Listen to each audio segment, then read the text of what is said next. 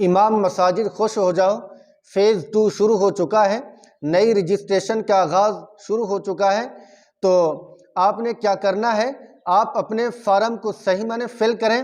اب لگتا ہے کہ فارم آفس والے، محکمہ اوقاف والے نہیں دیں گے، فارم بھی ائمہ مساجد کو خود سے خریدنا ہوگا۔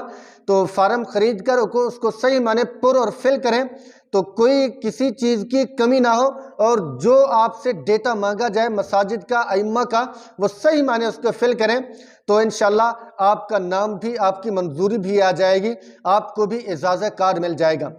میرے دوستو، ناظرین و سامعین، کہ حکومت پنجاب نے نئی رجسٹریشن کا آغاز شروع کر دیا ہے، جس سے نئے ائمہ بھرپور فائدہ حاصل کر سکتے ہیں۔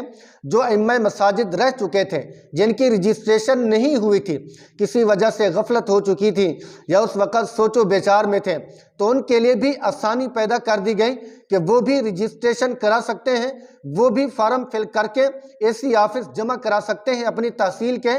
تو وہاں پہنچ کر آپ نے فارم کو صحیح فل کرنا ہے، تو AC آفس کو جمع کرا دینا ہے، تو وہیں سے پھر ضلعی لیول پر اس کی ویریفیکیشن اور تصدیق کا عمل جاری ہوگا۔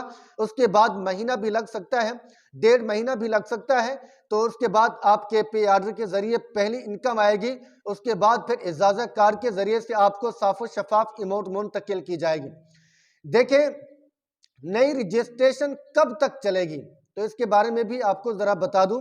کافی سارے ائمہ اس بات کو لے کر پریشان ہیں کہ نئی رجسٹریشن کب تک چلتی رہے گی، کب تک ہم نئے اماموں کو بھرتی کریں گے۔ اس کے بارے میں بھی آپ کو ذرا بتا دیتا ہوں۔ 21 جنوری 2026 کو فیز 2 شروع ہوا کہ رہ جانے والے ائمہ کو مزید موقع دیا جا رہا۔ ابھی تک بھی رجسٹریشن کا عمل مسلسل اور تیزی سے جاری ہے، تو جو ائمہ میری یہ ویڈیو دیکھ رہے ہیں، وہ جلدی سے پہنچیں، اپنی تحصیل کے AC آفس کے اندر جائیں، تو وہیں پہ اپنی جو ہے نا مساجد کا ڈیٹا جمع کرائیں، اور اپنا ڈیٹا جمع کرائیں۔ تو ڈیٹا جمع کرتے وقت کسی چیز کی غلطی نہیں کرنی۔ دیکھیں کتنے ائمہ کا جو ہے نا فارم ریجیکٹ ہوا، کتنے ائمہ کا ڈیٹا ریجیکٹ ہوا، ضائع ہوا، اس کی فائل روک دی گئی۔ اس کی وجہ اور بنیادی وجہ یہ تھی کہ مساجد کے ڈیٹا اگر تھوڑا بہت اونچا نیچا ہو جائے تو اتنا زیادہ پرابلم نہیں بنتا۔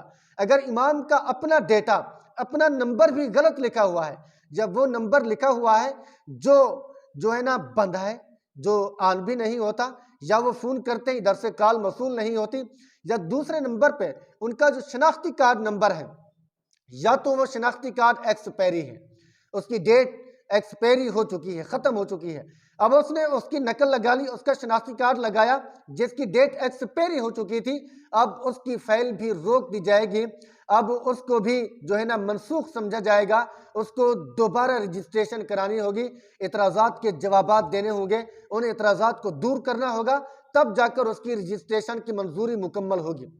یا بعض اوقات ایسا ہوتا ہے چیئرمین کے شناختی کارڈ نہیں لگاتے، اب یہ آ گیا ہے کہ چیئرمین کی شناختی کارڈ کی نقل بھی ضرور لگانی ہے۔ بعض تحصیلوں میں اس کا بھی اہتمام کیا جا رہا ہے، اس پر بھی زور دیا جا رہا ہے، اور شناختی کارڈ لکھتے ہوئے چیئرمین کا فون نمبر بھی لکھنا ہے۔ اب ادھر سے AC آفس والے ضلعی لیول کے ہوں یا تحصیلی لیول کے ہوں، وہ تصدیق کے لیے، ویریفیکیشن کے لیے فون کرتے ہیں، ادھر سے جو فون نمبر جو ہے نا چیئرمین کا لکھا ہوا نہیں ہوتا، یا لکھا ہوا نہیں ہوتا، یا نمبر غلط لکھا ہوا ہوتا ہے۔